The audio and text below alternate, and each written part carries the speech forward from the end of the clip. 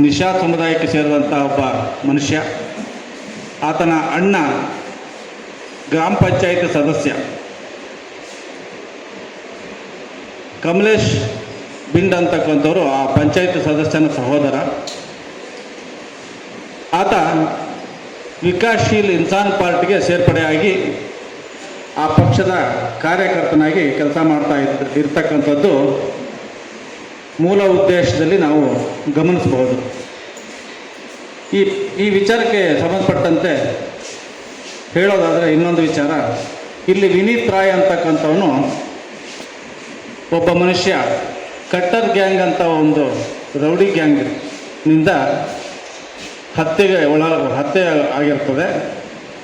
ಆ ಹತ್ಯೆಗೆ ಸಂಬಂಧಪಟ್ಟಂತೆ ಅಲ್ಲಿನ ಸ್ಥಳೀಯ ಪೊಲೀಸರು ವಿಚಾರಣೆ ಮಾಡಿದಾಗ ಈ ಕಮಲೇಶ್ ಬಿಂಡ್ ಅಂತಕ್ಕಂಥವನು ಅನುಮಾನಾಸ್ಪದವಾಗಿ ಅವ್ರ ಕಣ್ಣಿಗೆ ಕಾಣಿಸ್ತಾನೆ.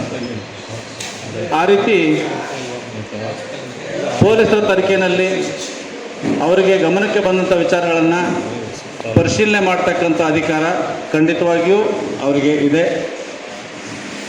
ಅವರು ಆ ರೀತಿ ಅನುಮಾನ ಬಂದಾಗ ಆ ವ್ಯಕ್ತಿಯನ್ನು, ಏನು ಕಮಲೇಶ್ ಬಿಂಡ್ ಅಂತ ನಾನು ಹೇಳ್ತಾ ಇದ್ದೀನಿ, ಆ ವ್ಯಕ್ತಿನ ದಸ್ತಗಿರಿ ಮಾಡೋದಕ್ಕಾಗಲಿ ವಿಚಾರಣೆ ಮಾಡೋದಕ್ಕಾಗಲಿ ಆತನ ವಿರುದ್ಧ ಯಾವ ಕೃತ್ಯದಲ್ಲಿ ಆತ ಭಾಗಿಯಾಗಿದ್ದಾನೋ ಆ ಕೃತ್ಯಕ್ಕೆ ಸಂಬಂಧಪಟ್ಟಂತೆ ಪ್ರಕರಣವನ್ನು ದಾಖಲಿಸೋದಾಗಲಿ ಅವನ ವಿರುದ್ಧ ಎಲ್ಲ ತನಿಖೆಗಳನ್ನ ಮಾಡೋದಕ್ಕೆ ಅಲ್ಲಿಯ ಸ್ಥಳೀಯ ಪೊಲೀಸರಿಗೆ ಸಂಪೂರ್ಣವಾದ ಅಧಿಕಾರ ಇದೆ.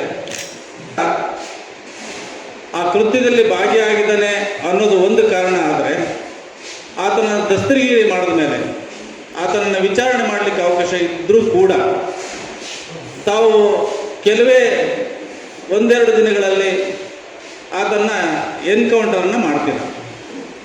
ಆ ಎನ್ಕೌಂಟರ್ ಮಾಡೋದಕ್ಕೆ ಎಷ್ಟು ಮಟ್ಟಿಗೆ ನಿಮಗೆ ಸಕಾರಣ ಇತ್ತು, ಯಾವ ಕಾರಣಕ್ಕಾಗಿ ನೀವು ಆ ಹತ್ಯೆಗೆ ಸಂಬಂಧಪಟ್ಟಂತೆ ವಿಚಾರಣೆ ಮಾಡೋ ಬದಲಾಗಿ ಎನ್ಕೌಂಟರ್ ಮಾಡುವಂಥ ಒಂದು ನಿರ್ಧಾರ, ಅದರ ಅವಶ್ಯಕತೆ ಅಲ್ಲಿಯ ಸ್ಥಳೀಯ ಪೊಲೀಸರಿಗೆ ಏನಿತ್ತು ಅಂತಕ್ಕಂಥದ್ದು ಇದುವರೆಗೆ ಸ್ಪಷ್ಟೀಕರಣ ನಮಗೆ ಗೊತ್ತಾಗಿಲ್ಲ. ಆತ ಒಂದು ಅತಿ ಹಿಂದುಳಿದ ವರ್ಗ ನಿಷಾದ್ ಸಮುದಾಯಕ್ಕೆ ಸೇರಿದಂಥ ಒಬ್ಬ ಮನುಷ್ಯ.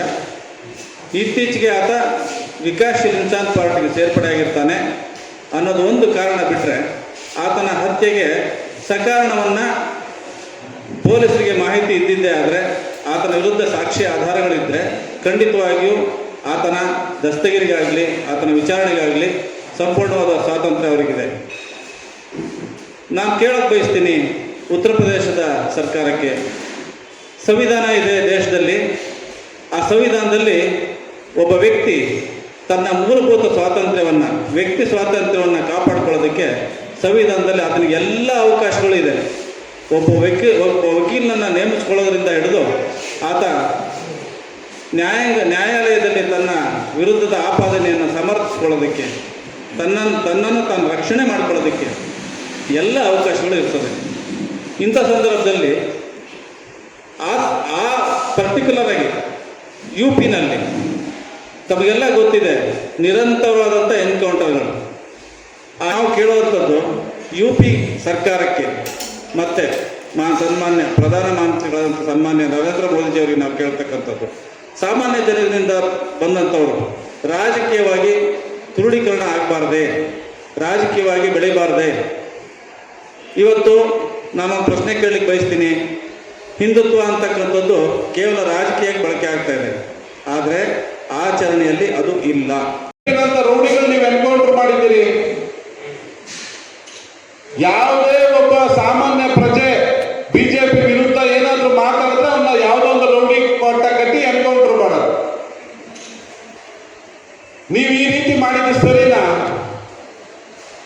ಇವತ್ತು ನೀವು ಉತ್ತರ ಪ್ರದೇಶದಲ್ಲಿ ನಮ್ಮ ರಾಷ್ಟ್ರೀಯ ನಾಯಕರಾದ ಮುಖೇಶ್ ಸೈನಿಯವ್ರನ್ನ ತಡೆದಿರ್ಬೋದು, ಆದ್ರೆ ಈ ದೇಶದಲ್ಲಿ 23 ಕೋಟಿ ಜನ ಇದ್ದೀವಿ. ನಾವೆಲ್ಲರೂ ಒಬ್ಬೊಬ್ರು ಮುಖೇಶ್ ಸೈನಿ ಆದ್ರೆ ನೀವು ನಮ್ಮನ್ನ ತಡೆಯಕ್ಕಾಗಲ್ಲ.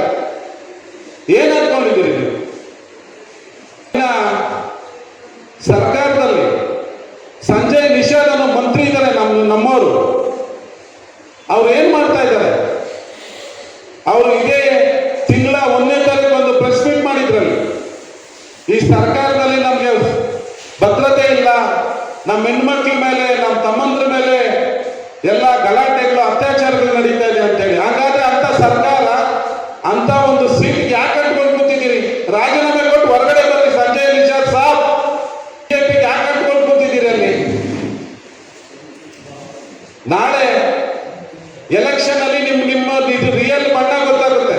ನೀವು ನಿಷಾದ್ ಸಮಾಜಕ್ಕೆ ಒಳ್ಳೇದು ಮಾಡಕ್ ಅಲ್ಲಿ ಇದ್ದೀರೋ, ಇಲ್ಲ ಅಂದ್ರೆ ಪ್ರಧಾನಿ ಮೋದಿ ಜೊತೆ ಕುರ್ಕುರೆ ತಿನ್ಕೊಂಡು ರೋಡಲ್ಲಿ ಓಡಾಡ್ತಾ ಇದ್ದೀರಾ. ಹೋಗಿ ಕುರ್ಕುರೆ ತಿನ್ಕೊಂಡು ಕೂತಿದ್ದಾರೆ. ಇಲ್ಲಿ ಇವರು ನಮ್ಮ ಜನ ಅಲ್ಲಿ ನಡಿ ರೋಡಲ್ಲಿ ಎಣಗ್ಲಾಗಿ ಬೀಳ್ತಾ ಇದ್ದಾರೆ. ನಾವು ಸಂಜಯ್ ನಿಷಾದ್ ಅವ್ರು ಹೇಳೋದಿಷ್ಟೇ, ಇವಾಗ ಅವರು ಬಿದ್ದಿರೋ ಗುಂಡು ನಾಳೆ ನಿಮ್ಮ ಮಕ್ಕಳಿಗೋ ನಿಮ್ಮ ಮನೆಯವ್ರಿಗೋ ಬೀಳ್ಬೋದು.